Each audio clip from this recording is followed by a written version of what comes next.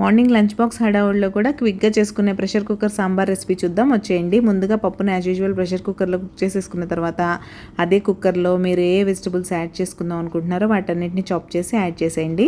తర్వాత అందులో పసుపు, ఉప్పు, కారం, ముక్కలు మునిగే వరకు వాటర్ పోసుకొని ప్రెషర్ కుక్కర్లో ఒక్క విజిల్ అయితే ఇచ్చేయండి. మీరు ఎక్కువ విజిల్స్ ఇస్తే వెజిటబుల్స్ మ్యాష్ అయిపోతాయి. ఇలాంటి మరిన్ని సింపుల్ రెసిపీస్ కోసం మన ఛానల్ని సబ్స్క్రైబ్ చేసుకోవడం మర్చిపోకండి.